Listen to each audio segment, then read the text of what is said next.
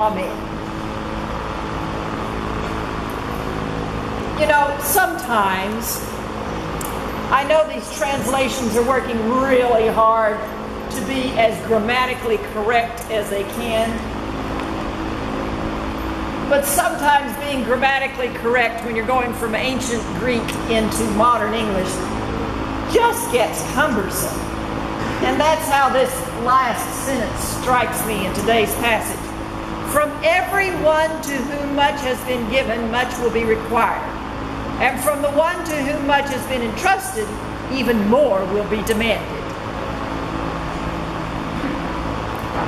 I'm sorry, most of us learned it in the King James Version, didn't we? To whom much has been given, much will be required. You remember it? It's a lot easier to say that way, isn't it? To whom much has been given, much will be required. Last week, you'll remember we started this superhero series. We talked about Superman. And Superman, especially when he's played by somebody like Christopher Reeve, whew, he was easy to look at. And Superman was one of those heroes. He was brave, he was handsome, he was invincible, and he was polite all the time. I don't know if you've ever noticed that, but Superman was always polite. He was even polite to the people that he was about to take to jail. And Superman was always trying really hard not to kill anybody and not even to hurt anybody if he could manage it. And Superman was one of those that you're thinking, wow, this is great. There's a problem, however, when you're telling a story about someone like that, because after a while, if they're invincible and they're handsome and they're polite and nothing ever goes wrong, it gets boring. And it's hard to tell stories. And it got hard to tell stories about Superman because, you know, bullets couldn't do anything to him. Locomotives couldn't do anything to him. So there was a problem. Somebody finally had to invent kryptonite in order to say, okay, maybe we can make him vulnerable somewhere. Now that's the DC comic book universe. But when you shift over into the Marvel comic book universe, Marvel does something different. Because Marvel has all of their superheroes have problems. Okay, Quentin, let's have that slide. Now, I warned you on Facebook, if you had not heard the Spider-Man story, I was going to spoil it for you, so you have been warned. Now, when the first of the, well, more modern Spider-Man movies came out, they put Tobey Maguire, that's the actor's name up here. And, I mean, Tobey Maguire's fine, and he worked hard to get his body in shape so he could fit in that suit. But the reality is, you know, he's not exactly one of those pretty boys. He'll never make the Jonas Brothers. But Tobey Maguire, I thought, was a really good choice because he's not one of those absolutely handsome, out of this world, nobody can match. That's how the whole Spider-Man character was. The reality is that the Spider-Man story is actually a very sad story. The alter ego is named Peter Parker. And Peter Parker gets bitten by a radioactive spider. And so everything that a spider can do, now Peter can do. If you're old enough, you might remember the little ditty that went along with the cartoons, you know, Spider-Man, Spider-Man, does whatever a spider can. Yeah, some of you are going, yeah, you watched cartoons too when you were growing up, And Peter Parker then is this young, basically teenager, moving into his adulthood, who now has these superpowers that anything a spider can do, he can do it on a human scale. And he doesn't know what to do with all these powers. And so he goes around and basically he just tries to make money for himself. And one night he's in there and he's making money and his boss cheats him. And while Peter Parker is walking away, the boss gets robbed.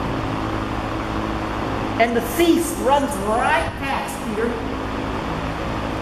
And Peter is so angry at his boss that he just stands there and lets the thief go past. We can all understand that. Now, Peter was an orphan. And Peter lived with his aunt and his uncle was always after him. His uncle was always trying to tell, now, Peter, you have got to apply yourself. I mean, none of you have ever had to say that to a teenager, right? Peter, you have got to apply yourself. Peter, you've got to do better. Peter, you are too smart for this. Peter, you have... The uncle didn't know about being bitten by the spider. But even so, Peter, you've got lots of ability. You can do anything you want to. And finally, the uncle sums it up and is always saying to Peter, with great power comes great responsibility. With great power comes great responsibility. Friends, it is my contention that all of the comic book superheroes are retelling Jesus' story. And what Peter Parker's uncle is doing is quoting Jesus. To whom much is given, much will be required. With great power comes great responsibility. So Peter is standing there with all this power, not taking responsibility, and the thief runs by and gets away. And later that night then, that thief ends up murdering Peter's uncle. It's a very sad story. The whole Spider-Man series was a very sad story. Now, in the Marvel universe, in the movies, they intersperse a lot of humor to try and keep us coming back. But the reality is, it's a very sad story. But that story, friends, is retelling our story. It's retelling our story as Christians. With great power comes great responsibility, as Spider-Man learns. And what Jesus says is, to whom much is given, much will be required. Now, you and I don't have the superpowers. We can't shoot webs or climb up the side of a building or swing across, New York or wherever. But the reality is that you and I are also given great power. And with great power comes great responsibility. Many of you have either raised children or are raising children now. And for better or for worse, that is an enormous amount of power. Children are incredibly vulnerable. They're incredibly helpless. And so it's the adults in the lives of the children who have to take that power. But that power is not given to parents for the sake of abusing anybody, especially a child. Power is given to adults to take care of children, to raise them. And sure, with great, to whom much is given, much will be required. I know, sometimes you forget children are a gift from God, but they really are. You've got to hang in there. And to whom much is given, much is going to be required. And there's a lot that's required of parents. The reality is it's not just our physical children that applies to.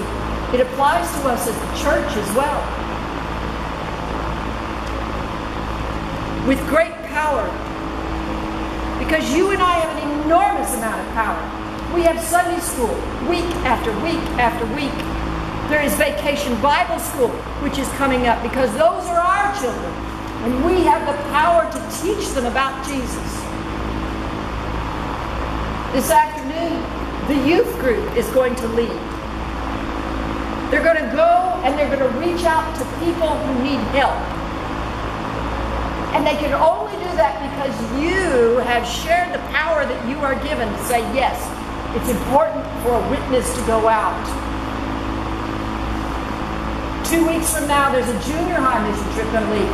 Only they can't leave unless we have 2 more adult chaperones ready to go. And because you and I have been given that kind of power, we also have that kind of responsibility. To whom much is given, like children and youth groups, much will be required.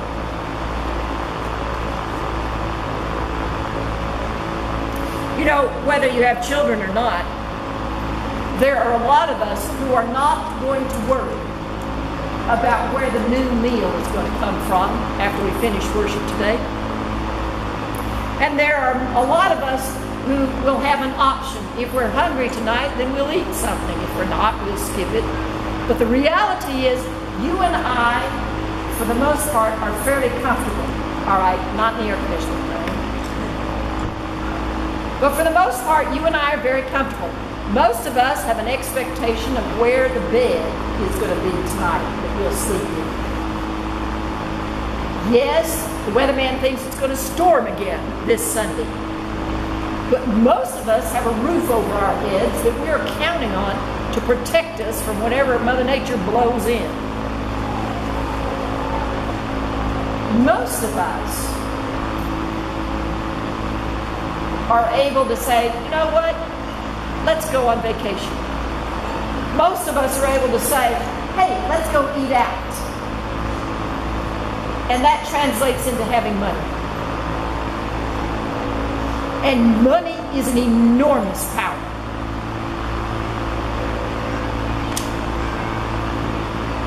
With great power comes great responsibility. And you and I, we sit here and we know, because we know Jesus, that money is only entrusted to us. It's not ours. It's ours to do with responsibly, to share with someone who might not have it.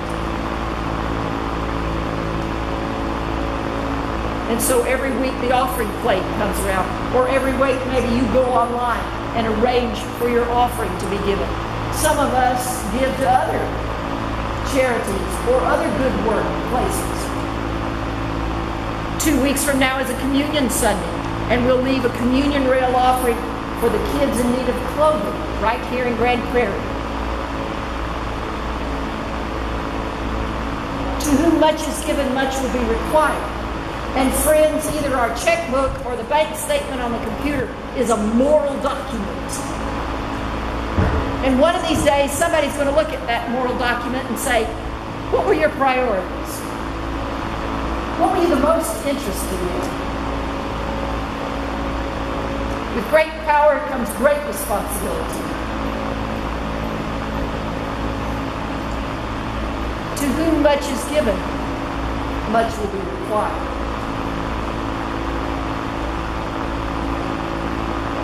Whether we have children or not, whether we have any money or not, all of us in here, every last one of us has been given an enormous power, because you and I have been given the power of the Holy Spirit.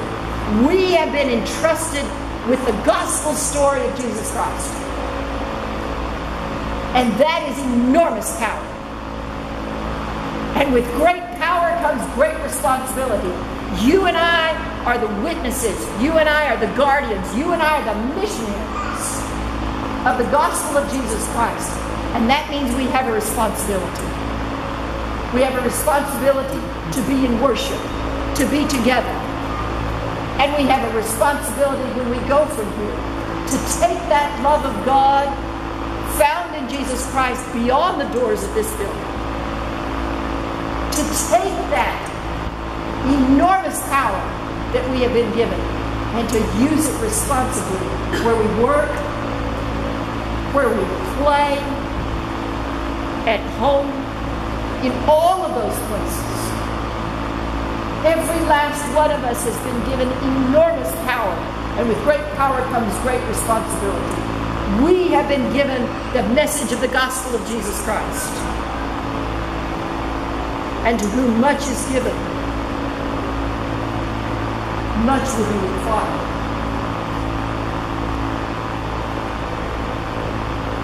You and I may not be superheroes. You know, it's too bad. It'd be handy to be able to go swinging from building to building on occasion, wouldn't it? But you and I have been given great power with the story of the gospel of Jesus Christ. And with great power comes great responsibility. To whom much is given, much will be required.